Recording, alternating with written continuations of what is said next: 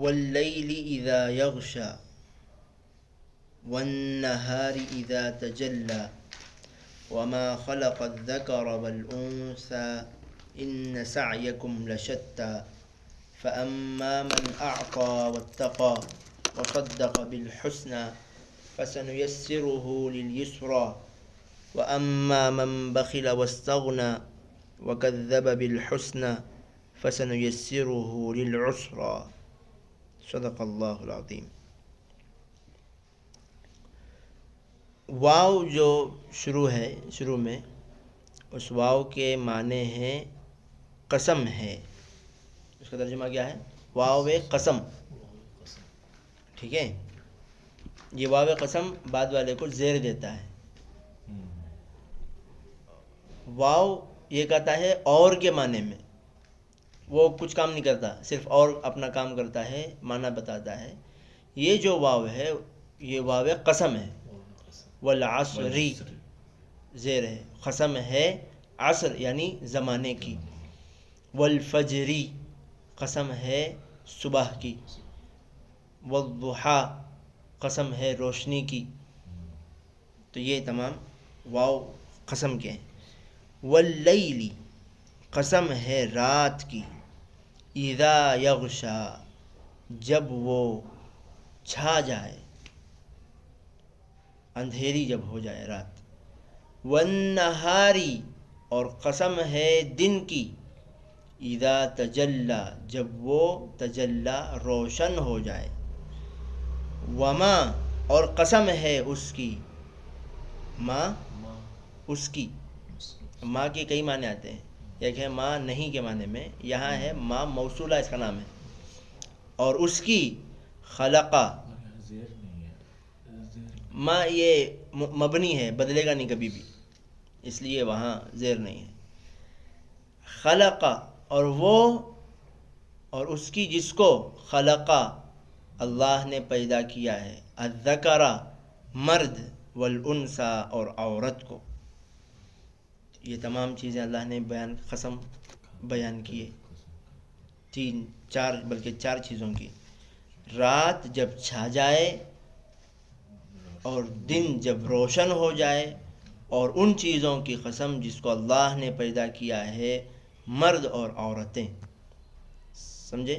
تو یہ کہ ہی جیسے اس کا ضد، یہ ایک چیز اور اس کا ضد یعنی اپوزٹ، دو کو پیدا کیا، دو کو بیان کیا۔ پھر فرماتے ہیں اب ہے قسم کے بعد جواب قسم اسے کہتے ہیں۔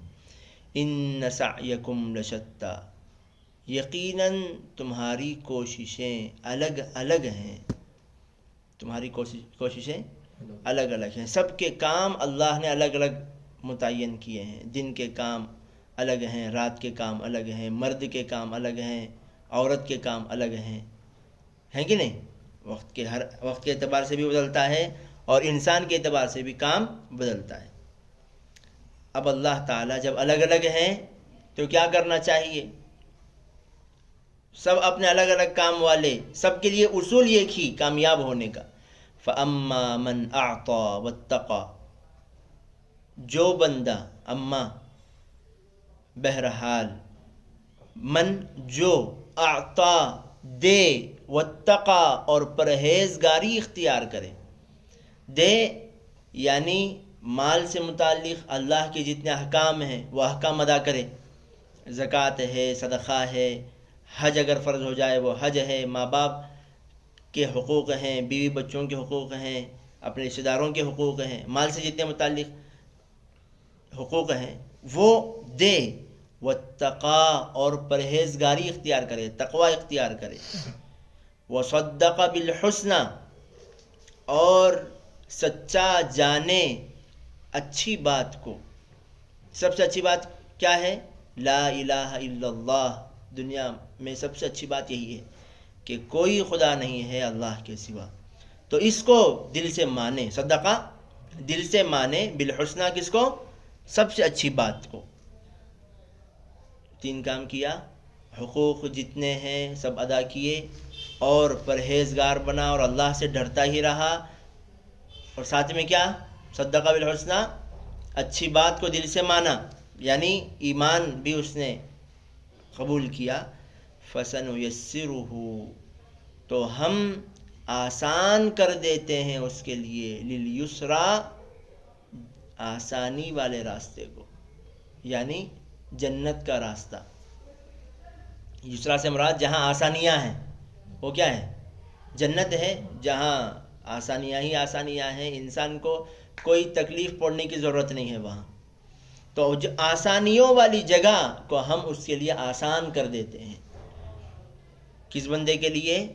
جو مال کے حقوق ادا کرے اور تقوی والا بھی ہو اور ایمان والا بھی ہو، اس کے لیے ہم جنت کا راستہ آسان کر دیتے ہیں۔ وَأَمَّا مَن بَخِلَ وَاسْتَغْنَى اور جو بندہ بخیلا بخل کنجوسی کرے، وَاسْتَغْنَى اور بے نیازی اظہار کرے، مجھے کوئی ضرورت نہیں ہے اس کی، یہ نصیحت کی مجھے ضرورت نہیں ہے، یہ باتوں کی مجھے ضرورت نہیں ہے، ان کو میں دینا، ان کو میں دینا، سمجھے؟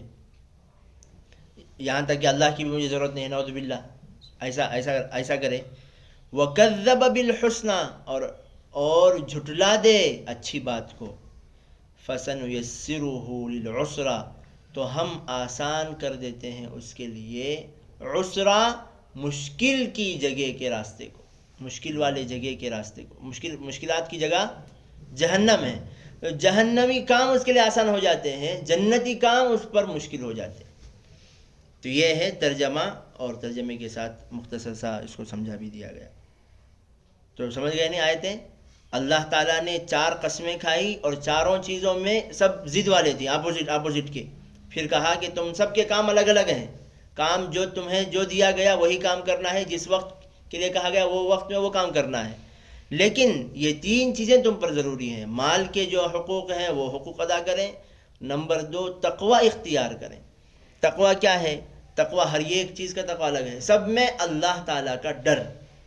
تقوی التقوی ہا ہونا، نبی پاک صلی اللہ علیہ وسلم نے فرمایا تقوی دل میں ہے۔ تو تقوی دل میں جو بندہ اللہ سے ڈرتا ہے وہ کبھی بھی کسی بھی حالت میں غلط قدم نہیں اٹھائے گا، زبان کی وہ حفاظت کرے گا کیونکہ اس کے دل میں تقوی ہے، وہ سوچ رہا، اس کو یقین ہے کہ اللہ تعالیٰ میری زبان سے ہر بات کو جان رہے ہیں۔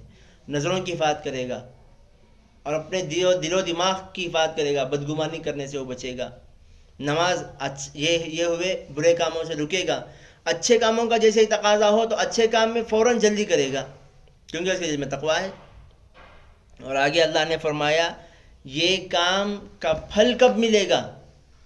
جو بندہ خوب خرچ بھی کر رہا ہے، صدقہ خیرات اور زکوٰۃ مال بھی خرچ کر رہا ہے اور پرہیزگار اچھے کاموں کو انجام دے رہا ہے، برے کاموں سے رک رہا ہے، اس کا پھل کب ملے گا؟ وہ صدق بالحسنى اگر دل سے وہ ایمان کو قبول کیا ہو تبھی۔ اگر دل سے ایمان کو قبول نہیں کیا ہے تو پھر اس کے اچھے کاموں کا کچھ بھی اس کو حصہ نہیں ملے گا۔ جیسے یہ ہر کام کے وقت میں ایمان کی شرط ہے۔ اللہ تعالیٰ نے فرمایا من عمل صالحا من ذکر او انثى،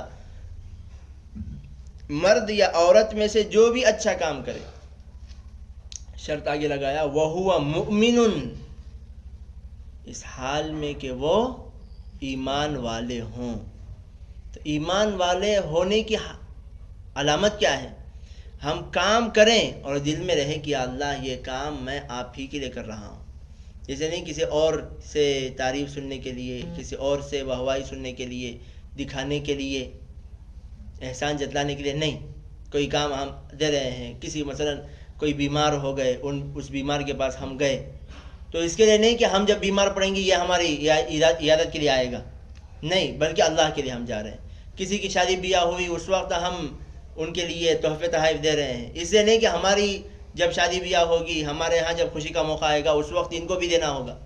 تو اس کو تو نبی پاک قرآن پاک میں اللہ نے سود کہا ہے کہ جو بھی کام کوئی بندہ بدلہ لینے کے لیے کرتا ہے وَمَا آتَيْتُم مِّن رِبًا لِيَرْبُوَ فِي أَمْوَالِ النَّاسِ فَلَا يَرْبُو عِندَ اللَّهِ کہ جو بھی تم چیز عطا کرو اس نیت سے کہ تمہارا مال بڑھے گا، ہم اس کو ہدیہ دے رہے ہیں، وہ ہماری اپنی طرف سے کوئی بڑا ہدیہ دے گا، اس نیت سے اگر دے رہے ہو اللہ کے یہاں اس کا کوئی ثواب نہیں ملے گا۔ وما آتیتم من زکاتن، اور جو بھی تم دو تریدون وجہ اللہ، اللہ تعالیٰ کے لیے، فاولئک هم المضعفون، ان لوگوں کے ثواب کو ایک حصے سے کئی زیادہ بڑھا کر ان کو دیا جائے گا، اور جو اپنے دنیاوی فائدے کے لیے دے رہے ہیں ان کے لیے کچھ بھی فائدہ نہیں ہوگا۔ اس کو اللہ نے سود بھی کہا ہے۔ سود میں یہی تو ہوتا ہے، 10,000 روپے دیا اور انٹرسٹ کے ساتھ 11,000 روپے لے رہا ہے، 40,000 دیا تو انٹرسٹ کے ساتھ 45,000 روپے لے رہا ہے، تو یہ سود ہوا۔ تو وَأَمَّا مَنْ أَعْطَى وَاتَّقَى وَصَدَّقَ بِالْحُسْنَى، یہ اچھے کام اگر کرے اللہ تعالیٰ اس کے لیے اچھے کاموں کو آسان کر دیتے ہیں۔ شروع میں دشواری ہوئی اس کو، نماز پڑھنے میں، روزہ رکھنے میں دشواری ہو رہی ہے، نیک کام کرنے میں بھی دشواری ہو رہی ہے، برے کام چھوڑنے میں دشواری ہو رہی ہے، لیکن جیسے وہ عادی ہو جائے گا اللہ تعالیٰ اس کے لیے نیک کام کرنا آسان کر دیتے ہیں۔ اب بہت سارے بڑے بزرگان دین جلدی وہ مسجد کو آ جاتے ہیں، جلدی، وہ اس وجہ سے نہیں کہ ان کے گھر میں کوئی کام نہیں، کون بھی ان کو دیکھنے والے نہیں، ان کو وقت ملتا جاتی نہیں، بلکہ وہ اپنی جوانی میں پوری مشق وہ کرتے ہیں مسجد کو آنے کی، تو اللہ تعالیٰ نے ان کو اب بڑھاپے میں آسان کر دیا مسجد کو جانا، وقت پر وہ آ جاتے ہیں، وقت سے پہلے آ جاتے ہیں، تو یہ ان کے جوانی کے مشق کی برکت ہے۔ اور اسی طریقے سے بہت سارے ہیں جو آتے نہیں ہیں تو ان کے لیے وہ دشواری ہی رہتی ہے ہمیشہ کے لیے۔ جو خرچ کرنا بھی، کوئی نیک کام کر رہا ہے، برائی سے بچنا، کوئی نظر کی حفاظت کر رہا ہے، فون کا غلط استعمال کرنے سے بچ رہا ہے، فون میں بدنظری نہیں کرتا، تو اس سے وہ بچ رہا ہے۔ شروع میں اس کو بہت دشواری ہوگی کہ بھائی کیسے بچیں گے اس سے، جیسے بچ جائے گا اللہ اس کے لیے آسان کر دیتے ہیں، کیونکہ اس کو تکلیف ہوتی ہے، بچنے میں تکلیف ہوتی نہیں ہوتی۔ اللہ تعالیٰ تو ہم پر مہربان ہے، وہ دیکھتے ہیں کہ بندہ مجھ کو راضی کرنے کے لیے تکلیف اٹھا رہا ہے، اللہ اس کے لیے وہ آسان کر دیتے ہیں۔ اور آگے اللہ نے فرمایا اس کا بالکل الٹا، وَأَمَّا مَن بَخِلَ وَاسْتَغْنَى، جو بندہ کنجوسی کرے اور بے نیازی اظہار کرے، مجھے ضرورت نہیں ہے بھائی اس کی، مجھے اس کی ضرورت نہیں، نہ نصیحت کی ضرورت ہے، نہ عبادت کی مجھے ضرورت ہے، نہ نیک کام کی ضرورت ہے، نہ صدقہ خیرات کی ضرورت ہے، وَكَذَّبَ بِالْحُسْنَى، اور ایمان کا بھی انکار کرے، ایمان کو بھی وہ حاصل نہیں کر رہا ہے، اگرچہ اس کے سامنے ایمان کی خوبیاں، اسلام کی خوبیاں آئے، تو پھر فَسَنُيَسِّرُهُ لِلْعُسْرَى، اس کو گناہ کرنا آسان، اللہ تعالیٰ اس کا راستہ اسے آسان کر دیتے۔ کس کی وجہ سے؟ اسی کے کاموں کی وجہ سے۔ لہٰذا اس شخص کو نیک کام کرنا بہت دشوار ہو جائے گا، وہ اپنی جان تو دے دے گا لیکن نیک کام کرنے میں آگے نہیں بڑھے گا۔ جان دے دے گا، بھائی معافی مانگ، مثلا کوئی دل کا سخت ہے، ہمیشہ لڑ رہا ہے، اسے بولو معافی مانگ، بھائی غلطی ہوگی نا، کہیں کو معافی مانگی، بھائی تمہاری غلطی ہے نا، غلطی رہندے، نہیں معافی مانگتا میں خوددار نہیں ہے، یہ تو غدار ہے اللہ کا، یہ خودداری سمجھ رہے ہیں۔ بہت سارے اپنے آپ کو، مجھے ایگو ہے، اس کو فخر سے بولتے ہیں، ایک بار میں یہ کر لیا گا تو پھر اس کے بعد میں کبھی بھی جھکتا نہیں۔ تو یہ تمام اللہ تعالیٰ نے، جب بندہ دل کا سخت ہو جاتا ہے اور کبھی بھی بندوں کے حقوق ادا نہیں کرتا، کسی کے سامنے جھکتا نہیں، کسی سے معافی نہیں مانگتا، تو اللہ تعالیٰ اس کو اکڑنا آسان کر دیتے ہیں، جھکنا اس کے لیے مشکل کر دیتے ہیں۔ فَسَنُيَسِّرُهُ لِلْعُسْرَى، مشکلات والا راستہ یعنی جہنم کا راستہ ہم اس کے لیے آسان کرتے ہیں، جنت کا راستہ اس کا الٹا کیا، جنت کا راستہ اس کے لیے مشکل ہو جاتا ہے۔ اور جو نیک بندہ ہے اس کے لیے جنت کے راستے آسان ہو جاتے ہیں۔ اب اس کو جھوٹ بولو، وہ نہیں بولے گا، کیسا بھی جھوٹ بولیں گے، نہیں ہوتا بھائی، میرے ہاتھ میں نہیں ہوتا، تمہیں کر لو یہ کام، نہیں پرواہ نہیں، لکھ ڈالو، نہیں تمہیں کر لو یہ کام، جو بھی کرنا ہے میرے ہاتھ میں نہیں ہوتا، تو برا کام اس کے لیے مشکل ہو جاتا ہے۔ اللہ تعالیٰ نے یہاں یہی سبق عطا کیا کہ بندہ شروع میں اپنی محنت کرے گا، ہمت کرے گا، تب اللہ راستہ آسان کریں گے۔ خود بیٹھ کر انتظار نہ کرے کہ اللہ جب آسان کریں گے تب میں چلوں گا، محنت کے لیے اٹھے گا تب اللہ تعالیٰ آسان کریں گے۔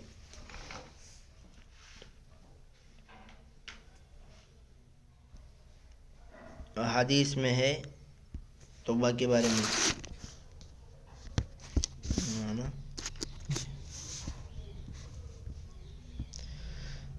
یہ ریاض الصالحین ہے، اس میں سے دوسرا باب،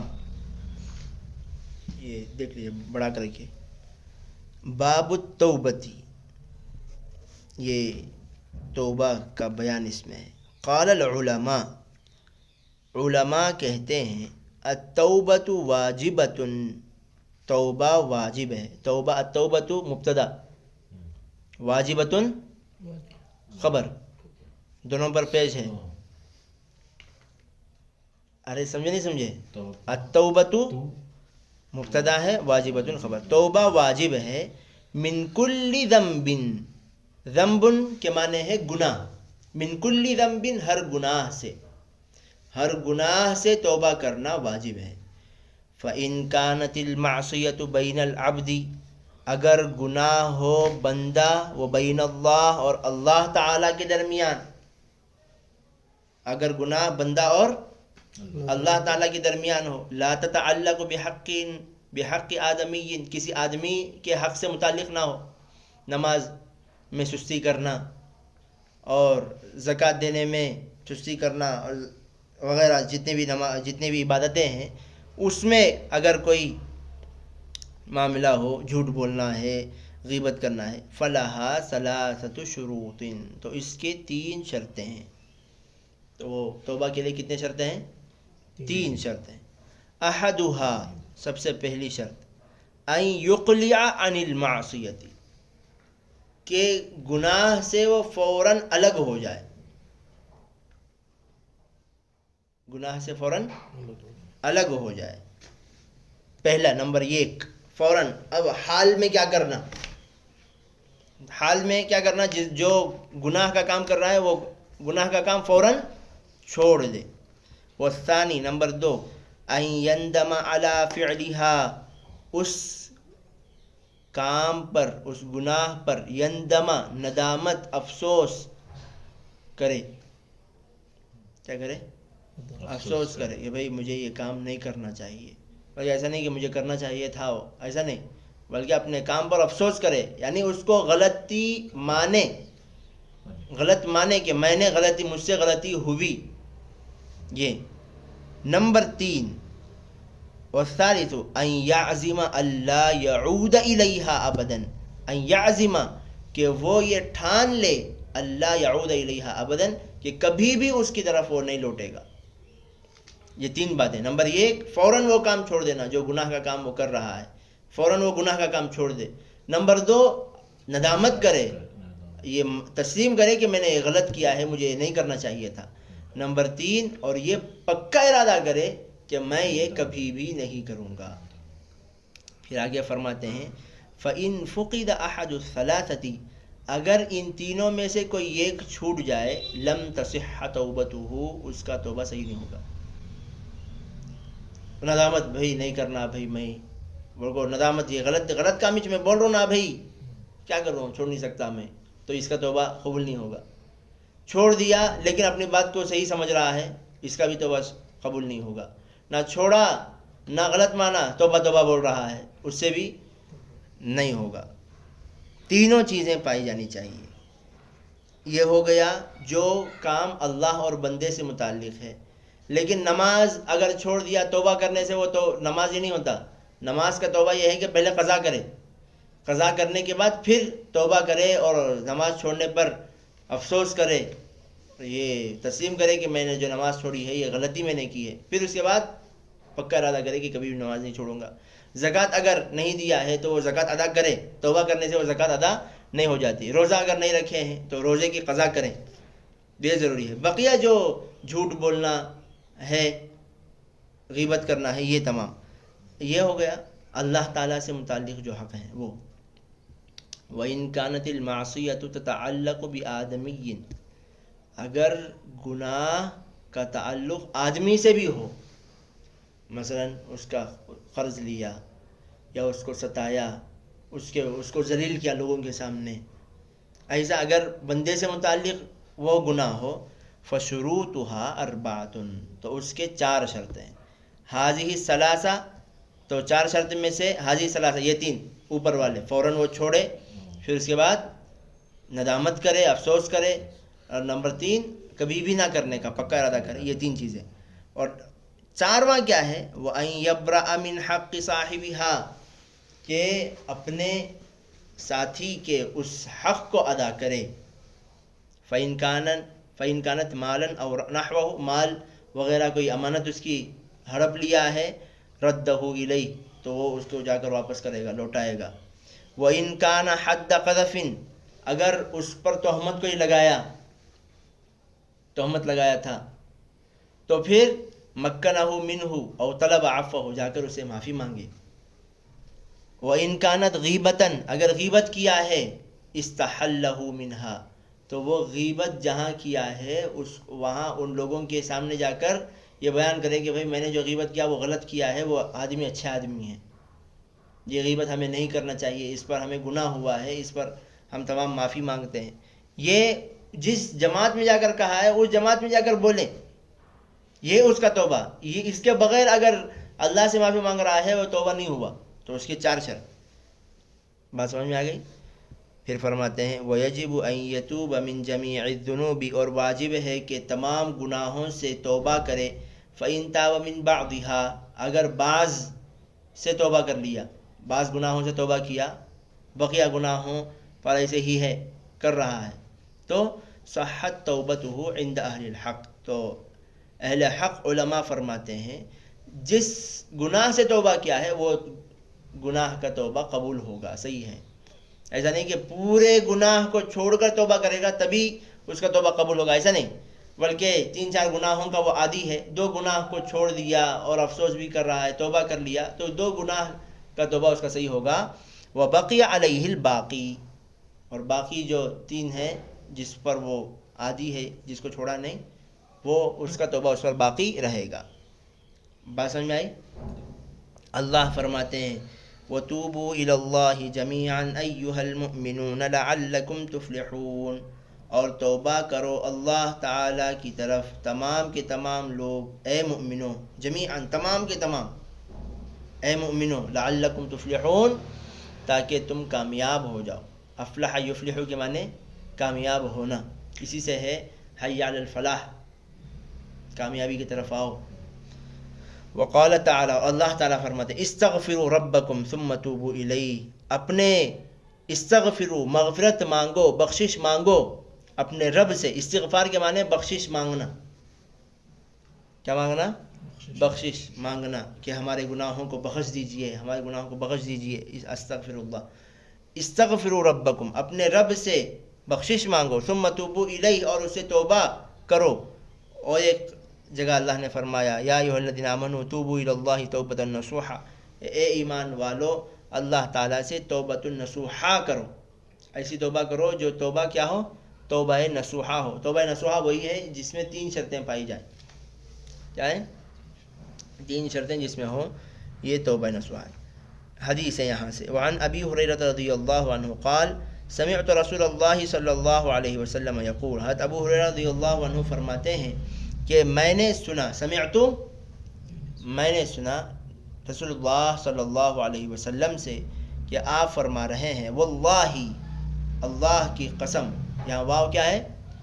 واو قسمیہ ہے. واللہ، اللہ کی قسم، انی لاستغفر اللہ، کہ میں بخشش مانگتا ہوں اللہ سے، واتوب الیہ، اور توبہ کرتا ہوں اس سے، فی الیومی، ایک دن میں، اکثر من 70 مرتن، 70 مرتبہ سے زیادہ.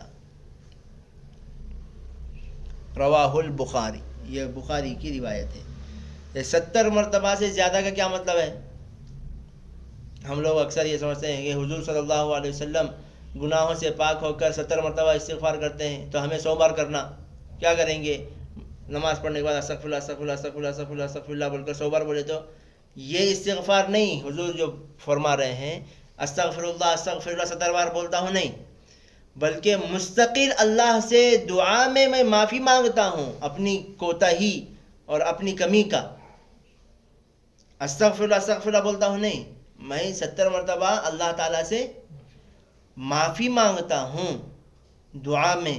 جیسے واقعہ مشہور ہے کہ نبی پاک صلی اللہ علیہ وسلم کی طائف کا واقعہ سب جانتے ہیں طائف میں جب گئے تھے دعوت دینے کے لیے تو 3 سرداروں نے انکار کر دیا. عام لوگوں کو دعوت دینے کے لیے پہنچے تو ان کو بھی دعوت دینے نہیں دیا.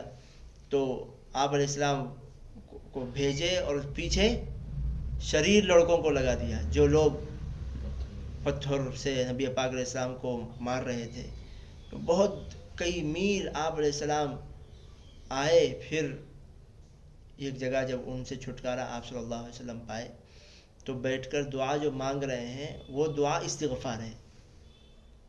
کیا فرما رہے ہیں؟ اللہم انی اشکو الیک ضعف قوتی، کہ اللہ میں آپ سے شکایت کرتا ہوں اپنی کمزوری کا، کہ مجھ میں طاقت یہ ہونی چاہیے تھی، مجھے تو ان کے درمیان رہنا چاہیے تھا، چاہے وہ مجھے ماریں یا پیٹیں، میں تو وہاں سے آ گیا ہوں. وقلت حیلتی، اور میں نے صحیح سے ہو سکتا ہے انداز میں نے صحیح اختیار نہیں کیا ہوں، اس سے میں آپ سے معافی مانگتا ہوں. پھر آخر میں حضور صلی اللہ علیہ وسلم نے فرمایا کہ یا اللہ اگر آپ مجھ سے ناراض نہیں ہیں تو پھر مجھے کوئی پرواہ نہیں، اگر آپ مجھ سے ناراض ہیں تو مجھ پر ضروری ہے کہ میں آپ کو راضی کروں جب تک کہ آپ راضی نہ ہو جائیں. آپ کی ناراضگی ہی میرے لیے سب سے بڑی چیز ہے، اس کے علاوہ یہ تکلیف مجھے کچھ نہیں ہے. ناراضگی کا کیا مطلب ہے؟ یا اللہ اگر میں آپ نے جو ذمہ داری دی ہے وہ ذمہ داری میں نے صحیح نہیں پہنچایا ہے تو آپ ناراض ہو جائیں گے. آپ اگر ناراض ہیں تو پھر آپ کو مجھے راضی کرنا چاہیے. یہ استغفار ہے. یہ ایک استغفار آپ علیہ السلام کا ایسا ہوتا ہے. ایسے استغفار آپ صلی اللہ علیہ وسلم کتنی مرتبہ کرتے ہیں؟ 70 مرتبہ. ایسا ہم زندگی میں کتنی بار کرتے ہیں؟ ایسا استغفار تو ہمیں زندگی میں ایک بھی اگر نصیب ہو جائے پورے گناہ ہمارے معاف ہو جائیں گے. حضور فرما رہے ہیں میں تو ایسی 70 مرتبہ کرتا ہوں، تم بھی اللہ تعالیٰ سے استغفار کرو.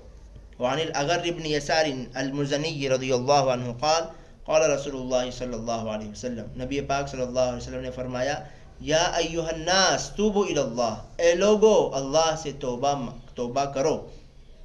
فانی اتوب الیہ، کیونکہ میں اللہ تعالیٰ سے توبہ مانگتا ہوں، توبہ کرتا ہوں. فی الیوم 100 مرۃ، ایک دن میں 100 مرتبہ، ایک دن میں 100 مرتبہ. رواہ مسلم، یہ مسلم شریف کی روایت ہے.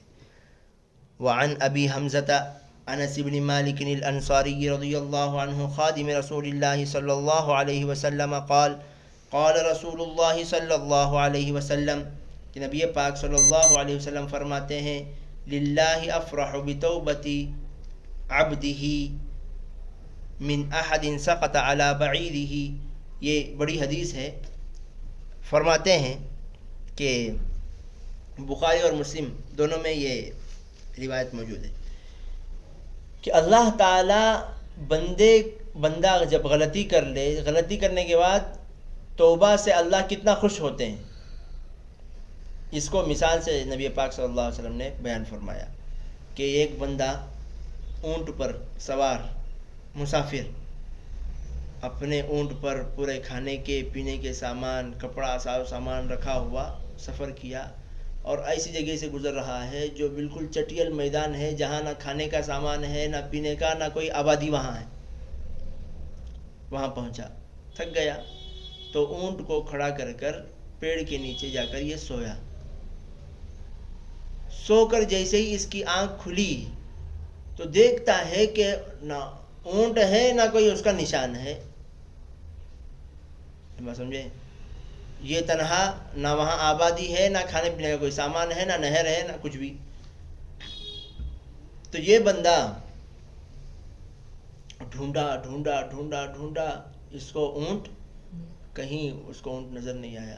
تو یہ اپنی زندگی سے مایوس ہو گیا کہ بھائی میں کتنا چل کر جا سکتا ہوں یہاں سے، بھوک میں بھی پریشان اور پیاس بھی اس کو سخت لگی ہوئی ہے. اپنی زندگی سے مایوس ہو کر پھر درخت کے نیچے گیا اور لیٹا کہ یوں ہی ہم لیٹے لیٹے مر جائیں گے. اب یہاں سے اتنے بڑے جنگل میں کہاں سے ہم گزریں گے؟ جنگل بھی نہیں، وہ بیابان ہے، بالکل چٹیل میدان. اب زندگی سے مایوس ہو گیا، یہ سو گیا. پھر سو کر جیسے آنکھ کھلی تو سامنے دیکھتا ہے کہ اس کا اونٹ ساز و سامان کے ساتھ کھڑا ہوا ہے. تو یہ خوشی کے مارے کہتا ہے کہ اللہم انت عبدی وانا ربک، اے اللہ تو میرا بندہ اور میں تیرا رب ہوں. کیا کہتا ہے؟ اے اللہ تو میرا بندہ اور میں تیرا رب ہوں. یعنی اتنی خوشی اس کو ہوئی کہ خوشی میں کیا بول رہا ہے وہ بھی اس کی سمجھ میں نہیں. ارے کبھی نہیں ہوتا ہے ایسا. تو اللہ کے نبی صلی اللہ علیہ وسلم فرماتے ہیں کہ اس بندے کو جتنی خوشی ہوگی اس سے بھی زیادہ اللہ تعالیٰ، بندہ جب اللہ سے توبہ کرتا ہے، معافی مانگتا ہے، اللہ کو اس سے بھی زیادہ خوشی ہوتی ہے. اللہ تعالیٰ سے دعا ہے اللہ تعالیٰ ہم کو توابین میں سے بنائے.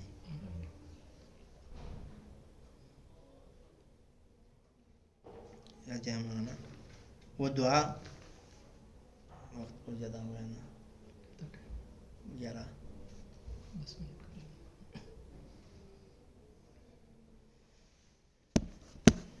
الجبار هو الله الذي لا إله إلا هو الملك القدوس السلام المؤمن المهيمن العزيز الجبار.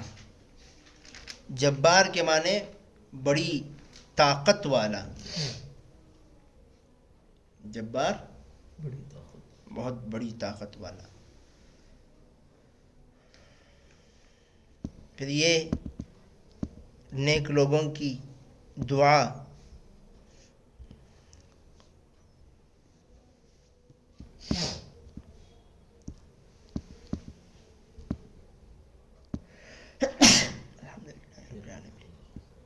یہدیکم اللہ ویصلح بالکم. نظر آ رہا نہیں؟ جی. یہاں اللہ تعالیٰ فرماتے ہیں کہ پچھلے انبیاء علیہ السلام کے ساتھ بھی بہت سارے انبیاء ایسے گزرے ہیں جن کے ساتھ ان کے ماننے والے جو بڑے نیک تھے، انہوں نے اپنے نبی کے ساتھ وہ جہاد کیے، اور جہاد میں کبھی بھی وہ ہارے نہیں، ہمت نہیں ہارے. اگرچہ ہارے ہوں، لڑائی میں اگر ہارے، لیکن ہمت نہیں ہارے، اور نہ اپنے آپ کو انہوں نے کمزور سمجھا. جہاں اللہ ہمارے ساتھ ہے، چاہے ہم تعداد میں تھوڑے ہی کیوں نہ ہوں، اپنے آپ کو انہوں نے کمزور نہیں سمجھا. جیسے حضرت داؤد علیہ السلام نبی بنانے سے پہلے حضرت شمویل علیہ السلام تھے. ان کے زمانے میں ایک بڑا بنی اسرائیل کو ستا رہا تھا قوم عمالقہ. یہ قوم تھی، وہ بنی اسرائیل کے پیچھے ہاتھ دھو کے پڑ گئی تھی. کہاں بھی وہ جاتے ان کو مارتی، ان کے ساتھ لڑتی. وہ بہت ستاتے تھے. وہ ان کے بچوں کو قیدی کر لیے، ان کے گھروں سے ان کو بھگا دیا، ان کی جگہ کو قبضہ کر لیا. تو بنی اسرائیل نے کہا کہ آپ ہمارے لیے ایک کوئی بادشاہ متعین کر دیجیے، ہم اس کے ساتھ لڑیں گے. تو بادشاہ متعین کیا. بڑا لمبا واقعہ ہے. 80,000 لوگ نکلے بنی اسرائیل کے لڑنے کے لیے. کتنے لوگ؟ 80,000 لوگ. اللہ نے درمیان میں ایک ان کا امتحان کیا کہ یہ ایک نہر پر سے گزریں گے، اس نہر پر سے کوئی بھی پانی نہیں پینا. جو پانی نہیں پیے گا وہی نبی کے ساتھ جنگ میں جائے گا، جو پانی پی لے گا وہ جنگ میں نہیں جائے گا. ہاں ایک چلو پینے کی اجازت ہے. سمجھے؟ یہ امتحان تھا. دیکھیں گے وہ وہاں لوگ جا کر یہ ہمت سے لڑیں گے یا بھاگ کر آ جائیں گے. تو 80,000 میں سے سب پانی پی گئے سوائے 313 لوگوں کے. یعنی جو تعداد نبی پاک علیہ السلام کے ساتھ بدر کے موقع پر تھی، اتنے لوگ 80,000 میں کتنے؟ صرف 313. 80,000 لوگ جب لڑنے جا رہے ہیں تو مقابل بھی تو بڑی تعداد والے ہوں گے. تو یہ صرف 313 تھے. وہ باقی ہوئے، وہ پانی نہیں پیے. ان کے ساتھ وہ نبی کے ساتھ گئے لڑنے کے لیے. تو ساتھ میں بعض لوگوں نے کہا کہ حضرت اتنی بڑی قوم سے ہم کیسے لڑیں گے؟